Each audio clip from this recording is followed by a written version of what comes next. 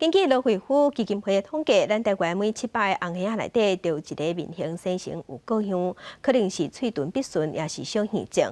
基金会开记者会，呼吁有心的妇人人、妈妈，若是伫有心的时，就发现囡仔有这款问题，会当去找因，想讲看安怎会当做较好。 可爱哦，妈妈也带着有精神的咪咪一同来出席活动。妈妈甲 baby 手牵手，一步一步行伫台顶。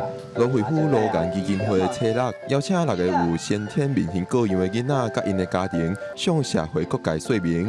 其中一位罗干儿 baby 本身阁有罕见疾病 ，baby 的妈妈表示，就算医生讲 baby 敢若会使活到5岁，伊嘛无想要放弃。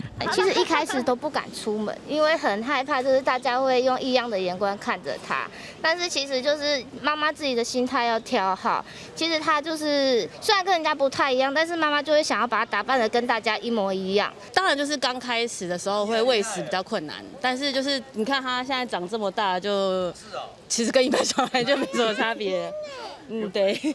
罗干儿真正的妈妈表示，伫大腹肚的时阵，大家是希望甲囡仔摕掉。不过伊讲，真正伫完成手术了后，颜面甲一般的囡仔拢同款。罗惠府基金会讲，伫亚洲每600个红孩仔会有一个罗干儿。伫台湾因为生育率较低，差不多每700个红孩仔内底会有一个。不论家长做任何的决定，我们也都希望，当产检发现有这样的状况的时候，都可以来跟基金会这边跟我们的专业社工聊一聊，然后大家收集够多的资讯之后，再去做一个最后这个决定。 担任爱心大赛的艺人小甜甜讲，一开始接触这个罗干儿，会感觉小可感伤。不过看到这个家长拢真拍拼，是感觉因真伟大。伊表示，伊接触到的罗干儿拢真乐观，希望发现有这款状况的爸母，唔通轻易放弃。记者郭碧君、谢桂林台北报道。